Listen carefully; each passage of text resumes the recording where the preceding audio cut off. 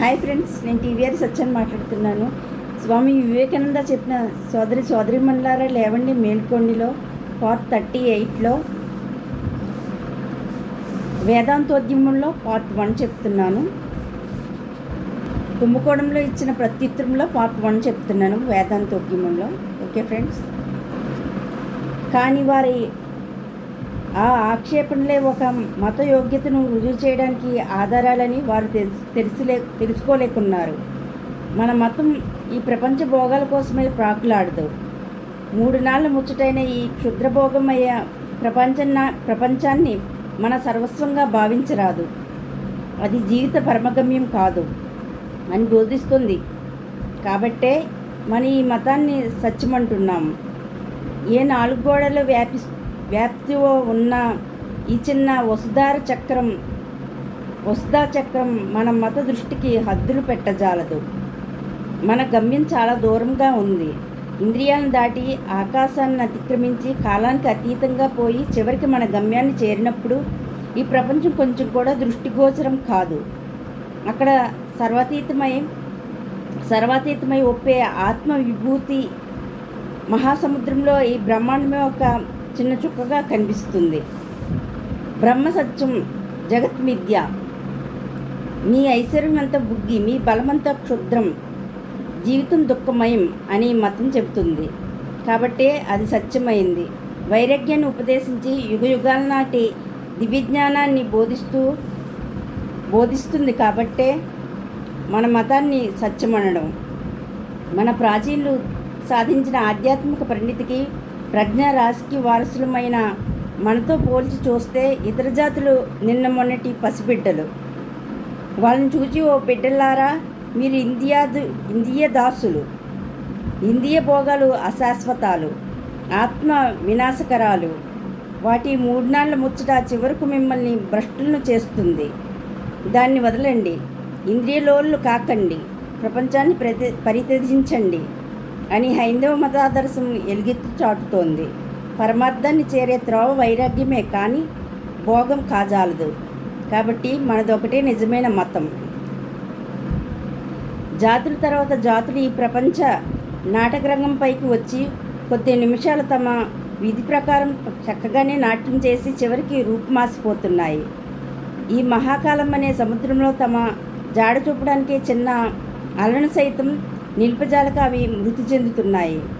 అలాంటప్పుడు ఇదిగో మనం చిరంజీవులై మెలుగుతుండటం ఒక విచిత్ర విషయం కాదా?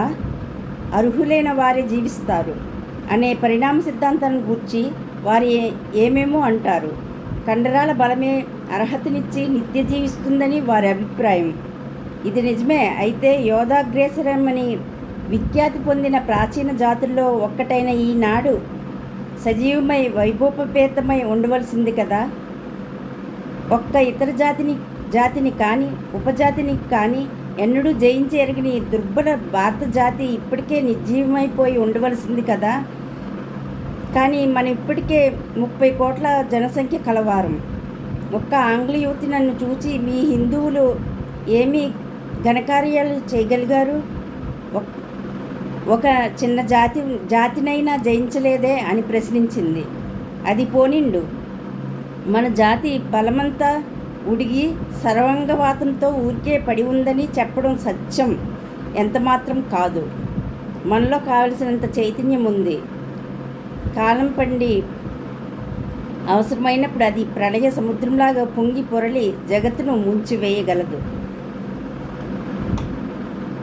అతి ప్రాచీన కాలం నుండి కూడా ఈ సత్యాన్ని మనం ప్రకటిస్తూనే ఉన్నాము.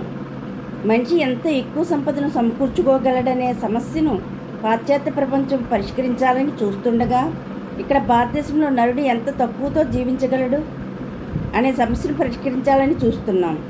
ఈ పోరాటంతో దశాబ్దాలు గడవలసిందే. ఈ విభేదం సదా నిలిచి ఉండేదే.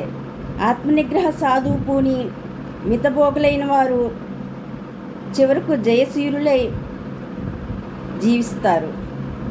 సుఖాభిలాషులై భోగమగ్నులు తాత్కాలికంగా ఎంత జవసత్వాలు కలవారుగా పైకి కనిపించినా వారికి నశించవలసిన వారే. వారి వంశాలు త్వరలోనే అంతరిస్తాయి అని చరిత్ర గుణపాఠం నేర్పుతోంది.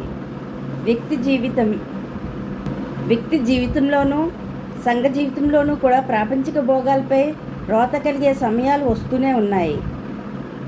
అలాంటి భోగ విముఖత ఇప్పుడు పాశ్చాత్య ప్రపంచంలో వ్యాప్తి చెందుతున్నట్లు కనిపిస్తోంది. అక్కడ జిజ్ఞాసులు ఉన్నారు. వారు మహనీయులే. అధికారానికి ఐశ్వర్యానికి ఆశపడి పరిగెత్తడం వ్యర్థపు పని అని వారు కనుగొంటున్నారు. అలాంటి బుద్ధిశాలుల్లో చాలామంది స్త్రీలు పురుషులు కూడా పోటీలన్నా పోరాటాలన్నా వ్యాపార నాగరికత తెచ్చిపెట్టే ద్వేషాల కన్నా వెగుటు చెందుతున్నారు. వాటిని తొలగించుకునే ఉపాయాన్ని అన్వేషిస్తున్నారు. యూరోప్లోని అర్థాలన్నింటినీ తొలగించడానికి రాజకీయ సాంఘిక పరివర్తనకి ఉపకరిస్తాయని వానినే పట్టుకుని ప్రాకులాడేవాళ్ళు ఉన్నారు. అయినా ఉత్తమాలోచన పరులు ఇతర మార్గాలకే వెతుకుతూనే ఉన్నారు. ప్రజలను రాజకీయంగా సాంఘికంగా ఎన్ని రీతుల క్రింది మీదులు చేసిన అనర్థాలెన్నడూ తొలగజాలవని వీరు గ్రహించారు. హృదయం మారి యోగ్యతరమైతే తప్ప జీవితానర్థ దశలు తొలగవు. ఎంత బలాత్కరించినా, ఎంతటి రాజకీయాధికారాలు చెలాయించినా, ఎన్ని క్రూర శాసనాలు చేసినా జాతి పరిస్థితి చక్కబడజాలదు. ఆధ్యాత్మిక చింతనం, నైతిక శిక్షణం మాత్రమే జాతిని సన్మార్గంలో పెట్టి సంస్కరించగలుగుతాయి. అందువల్ల ఈ పాశ్చాత్య జాతుల వారు ఏదైనా కొత్త భావ వైఖరిని కానీ, ఏదైనా నూతన తత్వ మార్గాన్ని కానీ దొరుకుతుందేమో అని ఆతృపడుతున్నారు. వారు అవలంబిస్తున్న క్రైస్తవ మతం చాలా వరకు శుభప్రదం, మహిమాన్విత్వం అయిందే. కానీ దాన్ని వారు సరిగా అర్థం చేసుకోవడం లేదు. ఇంతవరకు వారు అర్థం చేసుకోగలిగిన విధానాన్ని బట్టి ఆ మతం అసమర్థమైందని తేలింది. పాశ్చాత్యుల్లో జిజ్ఞాసుకులైన బుద్ధిమంతులు ఏ నూతన భావస్ఫురణకై పరితపిస్తున్నారో, ఆధ్యాత్మ క్షుతిపాసులను, ఆకలి దప్పులు తీర్చగల ఏ ఆహార పానీయాల కోసం ఆరాటపడుతున్నారో అవన్నీ మన ప్రాచీన తత్వశాస్త్రంలో, ముఖ్యంగా వేదాంత సిద్ధాంతాల్లో లభిస్తున్నాయి. ఇలా జరగటంలో ఆశ్చర్యం ఏమీ లేదు. లోకంలో ప్రతి మతానికి నానా విధాలైన విచిత్ర ప్రభావాలు ఉన్నాయని ప్రచారం చేయడం నాకు తెలుసు. క్రైస్తవ మతం ఒకటి మాత్రమే విశ్వశరణ్యమైనదని, విశ్వజనీన మతమని నా స్నేహితుడు డాక్టర్ బారోస్ చాటి చెప్పడం మొన్ననే అందరూ వినే ఉన్నారు కదా. ఈ విషయాన్ని కొంచెం విమర్శనా దృష్టితో విచారించిన తర్వాత వేదాంత మతం మాత్రమే విశ్వజనీన మతంగా వెలియగలదని, ఇంకా ఏ ఇతర మతానికి అలాంటి యోగ్యత లేదని నాకు గట్టిగా తోచింది. దానికి కారణాలు ఏవో మీకు చెబుతాను.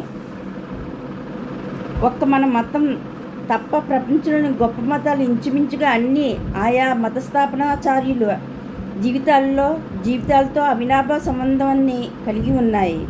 వారి మత సిద్ధాంతాలు, మతోపదేశాలు, మతబోధలు, నీతి శాస్త్రాలు అన్నీ ఆయా మతస్థాపకుని జీవితాన్ని ఆధారం చేసుకుని నిర్మించబడినవే. ఆ పురుషుని బట్టే అవి ఆమోదం పొందుతున్నాయి. ఆ మహాత్ముని వల్లనే వాటికి గొప్ప మహిమ కలుగుతుంది. ఆ ప్రముఖుని ఆధారం చేసుకుని అవి ప్రమాణాలు అవుతున్నాయి. ఈ విధంగా ఆయా మతస్థాపకుల చారిత్రక పురుషుల అనుభవమే పునాదిగా అనేక మత భవనాలు నిర్మించబడటం చూస్తే నాకు నిజంగా ఆశ్చర్యం అవుతోంది. ఆ మతకర్తల జీవిత వృత్తాంతాల్లో దాదాపు సగభాగం కూడా ఈ కాలంలో నమ్మేవారు ఉండరు. తగ్గిన సగం కూడా సందేహంతో చూస్తారు. ఆధునిక పరిశోధనల వల్ల అలాంటి వారి జీవితోదాంతాలు కొన్ని చారిత్రక సత్యాలు కావని సులభంగా రుజువు చేయవచ్చు. ఈ దెబ్బతో వారి చారిత్రక సత్యాలన్నీ పుక్కిట పురాణాలై, వారి రాతి పునాదులన్నీ వట్టి ఇసుక తిప్పలై, వారు కట్టుకున్న భవనం అంతా శిథిలమై నేల కూలుతుంది. ఇక మళ్ళీ ఎన్నడూ పూర్వస్థితికి రాజాలదు. మన మతం ఒక్కటి తప్ప ప్రపంచంలోని ప్రతి మతము అలాంటి ఒకానొక చారిత్రక పురుషుని ఆధారపడి పైకి వచ్చిందే. ఇక మనదో ధర్మసూత్రాలపై ఆధారపడి ఉంది. వేదాలను తాను సృష్టించాలని చెప్పుకోగల స్త్రీ కానీ పురుషుడు కానీ లేడు. వేదములు అంటే సనాతన సత్యాల జ్ఞానరాశి. ఋషులు ఆ సత్యాలను చూశారు. అప్పుడప్పుడు ఈ ఋషుల పేర్లు మాత్రమే పేర్కొనడం కద్దు. వారు ఎవరో ఎటువంటి వారో కూడా మనకు తెలియదు. చాలామంది ఋషుల విషయంలో వారి తల్లిదండ్రులు ఎవరైంది తెలియడం లేదు. ఏ ఋషి జన్మదినం కానీ జన్మస్థానం కానీ తెలీదు. ఈ ఋషులకు తమ పేరు ప్రతిష్టలకు గొడవ పట్టనే లేదు. వారు ధర్మబోధన మాత్రం చేసి వెళ్ళారు. తాము బోధించిన ధర్మాలకి తామే నిదర్శనాలుగా జీవించడానికి తమ చేతనైనంత వరకు ప్రయత్నించారు. మన భగవంతుడు నిర్గుణుడైన సగుణుడుగా కూడా ఉండే విధంగా మన మతం కూడా పేషమైనది అయినా, అంటే పురుషులపై కాక ధర్మసూత్రాలపై ఆధారపడినదైనా అని అర్థం. పురుష ప్రచారానికి కూడా అపారమైన అవకాశం ఇస్తోంది. ఎలాగంటే ఇన్ని అవతారాలను, ఇందరు ప్రవక్తలను, ఋషులను మనకిచ్చిన ఇంకా అలాంటి వారి రాక కోసం నిరీక్షిస్తూనే ఉండే మతం ఇంకొకటి ఉందా? అవతారాలు అనంతాలని, మీరు కోరినంత మంది రావడానికి ఇంకా అవకాశం ఉందని భాగవతం చెబుతోంది. కాబట్టి మన మత చరిత్రలో పేర్కొనబడిన మహాపురుషుల్లో, అవతారాల్లో, ప్రవక్తల్లో ఎంతోమంది చరిత్ర పరిశోధనల వల్ల నిజమైన వ్యక్తులు కారని రుజువైనప్పటికీ మన మతానికి ఇసుమంత హాని కూడా కలగదు. అది ధర్మాలపై ఆధారపడిందే కానీ వ్యక్తులపై ఆధారపడింది కాకపోవడం చేత సర్వకాలాల్లో సుస్థిరమై నిలవగలదు. ప్రపంచంలోని జనులంతా ఏ ఒక్క పురాణాల్లో అనుసరించేలా కృషి సల్పడం కేవలం వ్యర్థం. వారినందరినీ సనాతనం విసర్జనీయమైన ధర్మాలను అనుసరించేలా చేయడం కూడా దుస్సాధ్యమే. కానీ ఏనాటికైనా ఈ జనుల్లో ఎక్కువ భాగాన్ని ఒక్క భావవైఖరికి తేగలిగితే అది ధర్మసూత్రాల మూలంగానే సంభవం, కానీ పురుషుల మూలంగా కాదు. అయినా మన మతంలో వ్యక్తుల పలుకుబడికి, అధికారానికి చాలా అవకాశం ఉందని ఇప్పటికే చెప్పాను. ఆ మహాత్ముల నుండి మనం ఇచ్చానుసారం ఏడ్చి తీసుకునే అవకాశం కలిగించే ఇష్టదైవం అనే అత్యద్భుత సిద్ధాంతం ఒకటి ఉంది. నీకు గురువుగా, నీకు పూజార్హుడిగా ఈ పుస్తకాలలో నుండి కానీ ఉపదేశాల్లో నుండి కానీ ఎవరినైనా నీ ఇష్ట ప్రకారం ఎన్నుకోవచ్చు. నీవు ఎన్నుకొనిన వ్యక్తే ప్రవక్తల్లో అగ్రగణ్యుడని, అవతారాల్లో పరమ పూజ్యుడని భావించే అవకాశం కూడా నీకున్నది. దానివల్ల ఏ హాని లేదు. కానీ దీనికంతకు వెనుక మూలాధారంగా సనాతన సత్యధర్మ సిద్ధాంతాలను నిలుపుకోవాల్సి ఉంటుంది. ఇక్కడ ఒక విచిత్ర విషయం గమనార్హం. మన వేద ధర్మాలకు నిదర్శనంగా ఉండేంతవరకే మన అవతారాలను మనం ప్రమాణాలుగా పాటిస్తున్నాం. మన సనాతన వైదిక మత ధర్మాలను ఉపదేశించిన ఉత్తమ గురుడు భారతదేశంలో పుట్టిన వేదాంత వ్యాఖ్యాతలలో ప్రధాన గణ్యుడు కావడం చేత శ్రీకృష్ణుని మహిమ ఎంతగా ప్రకాశిస్తోంది. వేదాంతం అత్యధికంగా ప్రపంచ దృష్టిని ఆకర్షించడానికి రెండో కారణం ఇది. బాహ్య ప్రకృతి పరిశీలనకు కూడిన ఆధునిక శాస్త్రాలు ఇంతవరకు కనిపెట్టిన విషయాలకు, ప్రతిపాదించిన సిద్ధాంతాలకు మన వేదాంత సూత్రాలన్నీ అనుగుణంగా ఉన్నాయి. ఇది అత్యద్భుతమైన విషయం. ప్రపంచంలోని ఏ మతశాస్త్రంలోనూ ఆధ్యాత్మిక భౌతిక సిద్ధాంతాలకు ఇట్టి సామరస్యం కనిపించదు. అస్పష్టమైన ప్రాచీన కాలంలో ఆకారమందు, అనుభూతిలో, చిత్తాకర్షణలో అక్కచెల్లెండ్లలాగా ఉన్న రెండు భావనా సంప్రదాయాలు బయలుదేరి రెండు భిన్న మార్గాలను అవలంబించాయి. అందులో ఒకటి ప్రాచీన హిందూ సంప్రదాయం, రెండవది ప్రాచీన గ్రీకు సంప్రదాయం. ఇందులో మొదటిది ఆంతరంగిక ప్రపంచాన్ని పరిశోధించడంతో ప్రారంభమైంది. రెండోది బాహ్య ప్రపంచ పరిశోధనతో ప్రారంభమైంది. అయినా రెండు సర్వాతీతమైన ఒక పరమార్థాన్ని అన్వేషించాలని బయలుదేరాయి. వీనికి వాటిల్ని వివిధ దశాంతర చరిత్రలను పరిశీలిస్తూ పోతే ఈ రెండు భావవాహినులు ఆ పరమగమ్యాన్ని గూర్చి ఒక విధమైన శృతిలోనే గానం చేసినట్లు మనకు తెలుస్తుంది. నూతన భౌతిక శాస్త్ర సిద్ధాంతాలు హిందువుల వేదాంత మత సిద్ధాంతాలతో మాత్రమే సామరస్యాన్ని పొందగలవని స్పష్టంగా కనిపిస్తోంది. పాశ్చాత్యుల భౌతికవాదం తన ప్రత్యేకతను తాను నిలుపుకుంటూనే వేదాంత ధర్మ సిద్ధాంతాలను అంగీకరించడం వల్ల పరమార్థాన్ని చేరగలుగుతుందని నిస్సందేహంగా చెప్పవచ్చు. ఈ నవీన శాస్త్ర సిద్ధాంతాలను యుగ యుగాంతరాలకు పూర్వమే మన వేదాంతులు దర్శించారని మనకు అండమెందుకు కన్నులు తెరిచి సత్యాన్ని చూడగోరేవారికి అందరికీ తెలుస్తుంది. కానీ భాషలో ఈ రెండింటికి భేదమేముంది? నవీన శాస్త్రాల్లో ఈ సిద్ధాంతాలు జడ ప్రకృతి పరంగా చెప్పబడి ఉండగా, వేదాంతాల్లో అవి ఆధ్యాత్మిక పరంగా ప్రతిపాదించబడి ఉన్నాయి. వేదాంతం పాశ్చాత్య జిజ్ఞాసులను ఆకర్షించడానికి మరొక కారణం కూడా ఉంది. దాని అద్భుత తార్కిక దృష్టి. వేదాంతంలోని సిద్ధాంతాలు ఎంతో యుక్తియుక్తంగా ఉన్నాయని కొందరు పాశ్చాత్య భౌతికశాస్త్ర పండితులు నాతో స్వయంగా చెప్పారు. నాకు తెలిసినటువంటి వారిలో ఒకరికి భోజనం చేయడానికి తన పరిశోధనాలయం వదిలి వెలుపలికి పోవడానికి కూడా సరిగా తీరిక దొరకదు. అయినా అతడు వేదాంతాన్ని గూర్చిన నా ఉపన్యాసాలను వినడానికే గంటల కొలది కాలం నిలబడి వినేవాడు. దీనికి కారణం నా ఉపన్యాసాలు సమంజసంగా ఉండి ఈ యుగజనుల మహాశయాలతోనూ నేటి విజ్ఞాన శాస్త్ర పరిశోధన ఫలితాలతోనూ చక్కగా సమన్వయపడటమే అని ఆయన నాకు చెప్పాడు.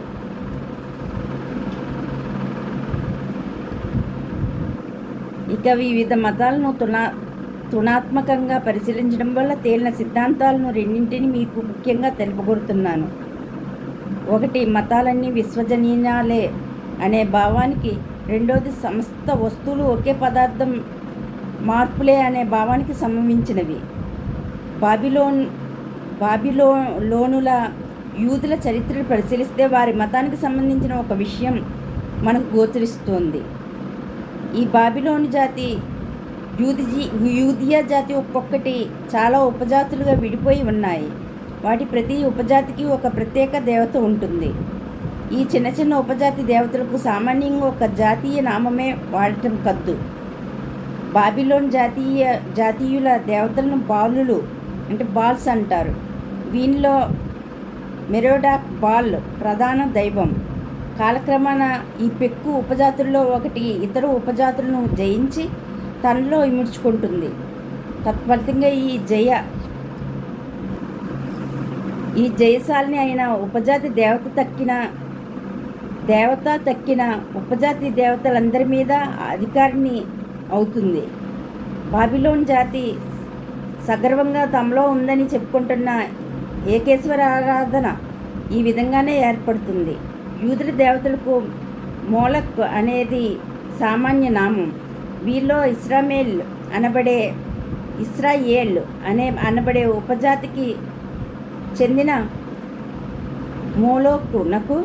మోలోక్ యవా లేదా మోలోక్ యహ్వా అని పేరు. కాలక్రమాన ఇస్రాయేల్ అనబడే ఉపజాతి తక్కిన ఉపజాతులను జయించిన వారి మోలోకులను నాశనం చేసి తమ మోలోకులను అన్నింటిలో చాలా శ్రేష్టమని ప్రకటించింది. మతం పేరిట చేయబడిన ఈ యుద్ధం వల్ల ఎంతటి రక్తపాతం, ఎంతటి పరహింస, ఎంతటి ఘోర దౌర్జన్యం కలిగాయో మీరు సులభంగా ఊహించుకోవచ్చు. ఆ తర్వాత కొంతకాలానికి మోలోక్ యహ్వా ఆధిపత్యాన్ని నాశనం చేయాలని బాబిలోన్ జాతి వారు ప్రయత్నించారు, కానీ విజయం పొందలేకపోయారు.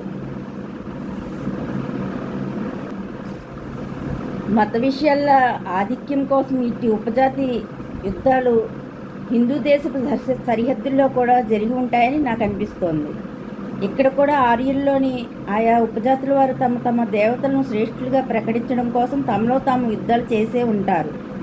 కానీ హిందువుల చరిత్ర యూదుల చరిత్ర వంటిది కాక వేరొక రూపం పొందవలసి ఉంది. అన్ని దేశాల్లో భారతదేశం ఒక్కటే శాంతి భూమి, ఆధ్యాత్మిక క్షేత్రం అయి భావి కాలంలో ప్రకాశించవలసి ఉండటం చేత ఆ ఉపజాతుల పోరాటాలు, వారి దేవతల యుద్ధాలు చిరకాలం సాగలేదు.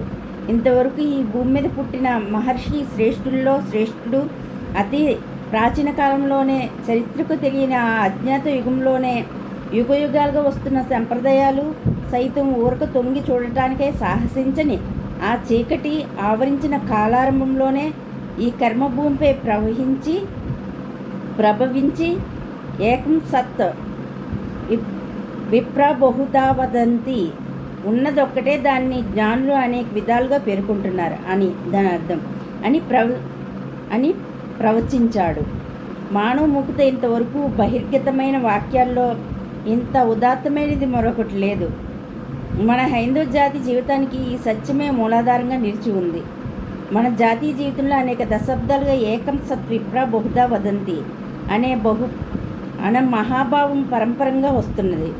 అది విస్తరంగా మన జాతీయ జీవితాన్నంతా ఆవరించింది. మన రక్తంలో ఇంకిపోయింది. మనతో సారూప్యాన్ని పొందింది. ఆ మహాసత్యం మన ప్రతి రక్తనాళంలోనూ ప్రవహిస్తూ ప్రియం కలిగిస్తోంది. అందువల్లే మన దేశం మత్సహనానికి పట్టుకొమ్మై లోక విఖ్యాతిని ఆర్జించింది. మన మతాన్ని ఖండించి నాశనం చేయడానికి వచ్చిన అన్ని మతాలకు మసీదులను, చర్చిలను మన సంస్కృతి నిర్మించి ఇచ్చింది ఇక్కడే, ఈ దేశంలోనే. లోకం నుండి నేర్చుకోవడానికి నిరీక్షిస్తున్న మహాధర్మ సూత్రం ఇదే. అబ్బా, దేశాంతరాల్లో ఎంతటి అసహనం ఉందో మీకు తెలియదు. ఈ మద్వేషం కారణంగా నా ప్రాణాలను పరాయి దేశాల పాలు చేయవలసి వస్తుందని నాకు అనేక పర్యాయాలు తోచింది. మతం పేరిట సోదరుని వధించడం వారికి చాలా చిన్న విషయం. ఈనాడు వారు ఒకవేళ ఇలాంటి నరహత్యలకు తలపడుకున్న రేపు పాశ్చాత్య నాగరికత కేంద్రమైన మహాపట్టణ నడివీధుల్లోనే వారి పైన పని చేయవచ్చు. పాశ్చాత్య దేశాల్లో ఎవడైనా తమ దేశం అంగీకరిస్తే మతానికి విరుద్ధంగా ఒక మాట పలికాడో మహాభయంకరమైన బహిష్కారాయుధం వాని నెత్తి మీద పడిందన్న మాటే. వారు మన కులాచారాలను విమర్శిస్తూ ధారాళంగా చొరవగా వారిని ఖండిస్తారు. కానీ పాశ్చాత్య దేశాల్లోని పండితాగ్రేసురులు సైతం ప్రజాభిప్రాయానికి భయపడి మత విషయాల్లో తాము సత్యమని నమ్మే దానిలో 100వ భాగమైన బయట పెట్టడానికి సాహసించక వట్టి పిరికిపందల్లాగా పడి ఉంటారు. నాలాగా ఆ దేశాలకు పోయి కొంతకాలం నివసిస్తే మీకు ఈ విషయం స్పష్టమవుతుంది. కాబట్టి లోకవ్యాప్తంగా మతసహన ధర్మం ప్రతిష్ఠించాలని ప్రపంచం ఆరాటపడుతోంది. అది నాగరికతకే ఒక మహా వరప్రసాదం. ఈ భావాన్ని గౌరవించిన నాగరికత చాలా కాలం నిలవజాలదు. మూర్ఖావేశం, రక్తపాతం, దౌర్జన్యం ఆగిపోకుంటే ఏ నాగరికత కూడా అభివృద్ధి పొందదు. మన పట్ల ఇతరులు ఔదార్యాన్ని మనం చూపగోరితే ఇతరుల పట్ల, విశ్వాసాల పట్ల సహనం, ఔదార్యం, దాక్షిణ్యం ముందు మనం చూపాలి. అంతేకాదు, ఇతరుల మత విశ్వాసాల భావాలు ఎంత వేరుగా ఉన్నా వారి ఎడల సహనం చూపడమే కాక ప్రత్యక్షంగా హృదయపూర్వక సహకారాన్ని సైతం ఇవ్వాలని ప్రపంచ ప్రజలంతా గ్రహించాలి. భారతదేశంలో మనం చేస్తున్నది సరిగా అదే. ఇక్కడ ఈ భారతదేశంలోని క్రైస్తవులకు చర్చలను, మహమ్మదీయులకు మసీదులను ఇంకా కట్టి పెడుతున్నాం.